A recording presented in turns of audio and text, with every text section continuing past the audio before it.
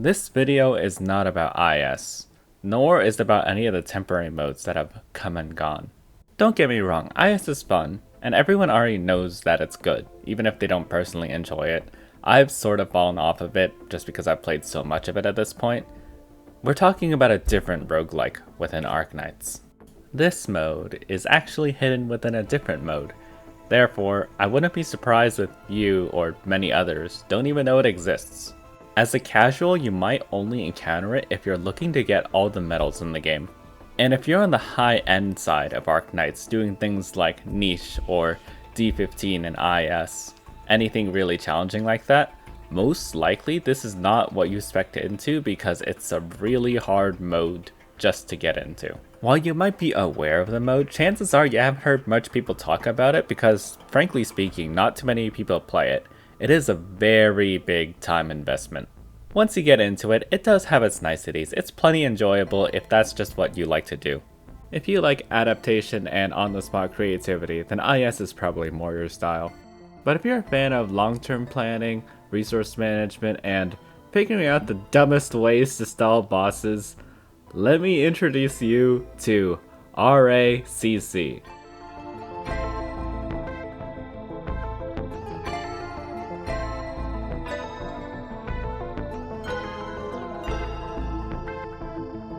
Now, let's get the basics out of the way. CC, not to be confused with contingency contract, or crowd control, or community center, or content creator, or cross-country, or concert choir, or child crossing, or creative commons, or coffee creamer, or credit card, or Cecilia, or Black Knight, or Blood Knight, or Burger King, is critical contentions within Reclamation algorithm, i.e. the button on the menu that turns everything red and scary. This mode is only available after you beat the entire story of RA, plus get your base level high enough. And as opposed to normal RA, where once you're done, you're basically done, maybe just farm a few more materials because you feel like it, or catch a bunch of animals or whatever, RACC takes all of that and condenses it down to one simple objective: survive. As a regular player, you have maybe two reasons of playing this mode. One is the medal you get for beating day 6, and 2 is the resources you get for beating day 18. Though those rewards are pretty minimal, so you're probably just going for day 6 anyways. And if you take the mode as just that, it's kind of okay. You have a lot more raids. You will boot up the mode and find there are a lot of raids on day 1, and you get more raids every 3 days. The raid bosses you encountered maybe once or twice in the regular mode show up as if they're just regular elites. But other than the fact that most of what you're doing now is fighting raids, there are a few other, frankly negligible changes. All your units have minus 40% HP and minus 1 block, plus rice doesn't really grow anymore. If you played RA, this is monsoon season plus dry season, but every 3 days, another debuff hits you. In day 3, wild beasts have triple HP. Okay, you're not fighting them that often. On day 6, resources have triple HP. Okay, you're not farming that often. If you're aiming for day 15, then enemies take less physical and arts while you take more elemental. But again, at that point, most people will just stop. There isn't any reason to go past day 15 unless you feel like it. If you do though, you are greeted to debuffs that start hurting a bit more. Lower deployment limit, lower DP generation, double redeployment time. It's kind of amusing that the easiest debuff to deal with is boss enemies having 20% more HP attack and defense. Linebreaker has 700,000 HP, times 2 for second phase. And somehow that extra 280,000 HP is not really a big deal anymore. That is because I've neglected to talk about the one debuff that's always getting worse. You see, at the start of the run, all enemies have plus 10% attack, defense, and HP. But they also gain an extra 1% for every day that passes. And on top of that, every 9 days, it goes up by an additional 10%. If you're just aiming for the medal, 16% is honestly negligible. You've had harder boosts in CM stages. And if you're going for 15, 35 seems like a lot, but again, it's really not much. Especially if you're playing RA to its best and actually using all your other materials, your food, your provisions. But what happens if you don't just play for the rewards? What happens if you decide to keep going into this frontier, not knowing where it leads? Well, as you'd expect, the number keeps going up. And enemies keep getting tankier. They keep hitting harder.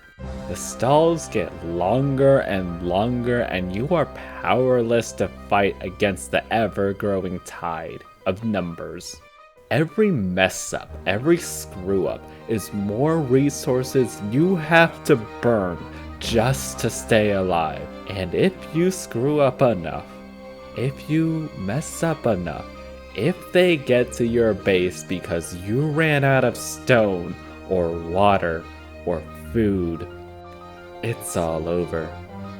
It's all over. And you might be thinking, yeah, that's not that bad. This video basically opened up claiming this mode is a roguelike, so yeah, you gotta restart in roguelikes, that's just normal. If you're doing high level RACC, there's basically one strat you're always following. Don't die. Yeah, it's a little odd to brush off all that tension I just built up, but at the end of the day, when all the enemies are one-shotting your operators, you're gonna learn strats to not get them killed.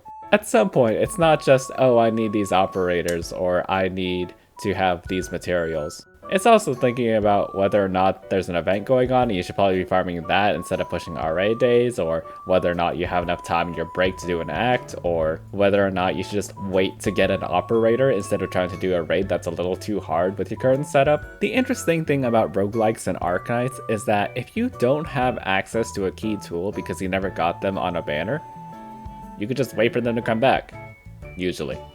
There are a few quote-unquote mandatory operators in RACC, but nothing's stopping you from not playing the mode if you can't progress. Heck, even though there's worse things to do than lose in RACC, there's probably much better things you could be doing with your time as well. If you haven't picked up on it, I'm not here to convince you to play RACC. I'm out here suffering so you don't have to. In fact, I'd bet that at the time of recording, there's only 3 people on the EN server who made it to day 470. That's when all the enemies have plus 1000%. Dr. Socrates, a prominent RA content creator, has a video on this talking about the RACC race to push the record, so if you're more interested in that topic, go check that out. Heck, don't even wait to finish this video, come back here. I'm putting the link right below. Go click that, go watch that, and then come back here. Oh wait, don't worry, I don't really talk about anything important anyways, I'm really just rambling here. In the meantime, happy Eunectus. Wait, Eunectus? What have you got there? Oh.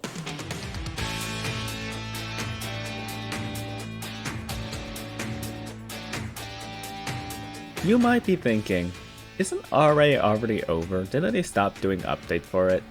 And you'd be correct. See, while RA itself is not going to change, there is one factor of it that affects the whole thing, and that's operator releases. Someone like Vigil, for example, is often not really seen in the best light, often lacking in the damage, utility, and DP generation that other Vanguards have, leading to his perception on release being something along the lines of, Vigil is a setback to the entire... But in RACC, where every operator gets one shot, Vigil's role is being able to take basically infinite damage, while also having block, lets Vigil stall bosses almost better than anyone else. I'd personally rank him second best, just under Chubai.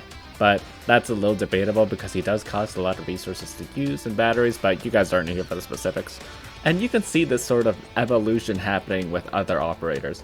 Obianis, for example, has been a real blessing for the mode. Nymph is another good example, being one of the first ways to push back bosses that doesn't actually require push force. So even though she can get stopped by Chubai sometimes, being able to get a 6-way boss to walk backwards or in an ideal spot is just really convenient. Ascalon too, fantastic operator, can slow whole raids down minus exploding spiders because they explode all over her. As time passes and more operators are released, there's inevitably going to be more operators that can do more unique things that help out an RA. One upcoming operator, or at least I hope is upcoming with how fast I'm making this video, is Ya, the 6th Sui sibling, whose S2 lets him pull all enemies near him to him, which sets up for Weedy, or for stalls, or what other shenanigans you come up with. And I brought up Eunectus at the beginning of the section, not because she herself was any good. Being a stat stick, she's defined by her stats, and when all the enemies scale infinitely, of course she gets absolutely demolished. But she was the first operator, and at the time of writing the only operator, to get a module specifically to Reclamation algorithm. While it's probably more useful in regular RA, given you can actually use her to attack things and block things and kill things, the module provides the very fantastic utility of getting all enemies to walk towards you Nectis whenever she uses skill. And even though we have something similar already in Pushers and Nymph and Ye, as I just mentioned, having more options to fit more situations is very critical. In IS, you're limited to whatever you can pick up during your run, so for example, you start with Guard Vanguard, but you don't get any guard vouchers, then you're just not going to have guards. That Dagon you're relying on getting? Too bad, figure out what else you got with the 4 medics you have. RA is not like that. As long as you remember to not use operators during the first act of a day when you need them for the second, or you put them in logistics, or you send them off to get resources, everyone who is in your actual Arknights account is available in RA, the only limitation being whoever you've built. Heck, even then, sometimes you don't need to build them. I've gotten away with an E1 Lapland and an E1 Praemonix because I need Lapland for her silence or I need Praemonix for the skill 1. Because one RACC run can last months, even though technically each day gets harder, it sometimes, oddly enough, gets easier with new operator releases. You get to see in real time your run update as you find a new strat that you can do with the new operator. It's kinda like finding a new weapon or item in an RPG. While the game may be harder because you're farther in it, it's also a bit easier because you have more options. And while it's somewhat by chance whether or not a new operator will help out in RACC, I don't think Bridget is going to change anything really. RA mods at least have the promise of being beneficial in RA. So even though that doesn't guarantee anything for RACC, the chance is much higher, because if it was not beneficial in RA, then why is it an RA mod? After the updates stopped coming along, the only 2 times I've heard people be excited for RA was one when Nectis mod came out and people started theorizing with it, seeing what they could do with it in regular RA, and on my own Twitch channel, because I'm basically always playing RACC, twitch.tv/asadetguy, so I can't wait to see what new mods do for operators that never really got a chance. I'm partial to Palace, of course, but probably the best argument for next RA mod I've heard is for Pepe, because she is in RA in a way. Also, her kit already kinda helps in RA. If you use Hunter Bomb and a bit of attack speed on her, with S3 she can permastun and then eventually catch any wild beast she's attacking. But with what potential you can put into RA mods, I can imagine basically any operator being really powerful. So let's circle back to the beginning. With all this talk of updates and new operators and new ways to do stuff, there's one thing that I have to make clear about this mode.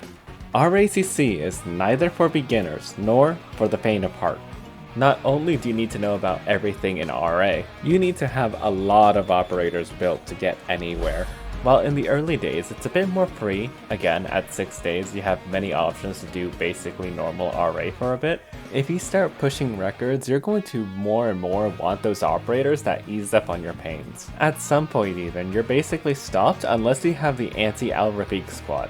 This is why I brought up new operators earlier. There's always a chance that whatever stall you're doing gets majorly easier with something that comes out.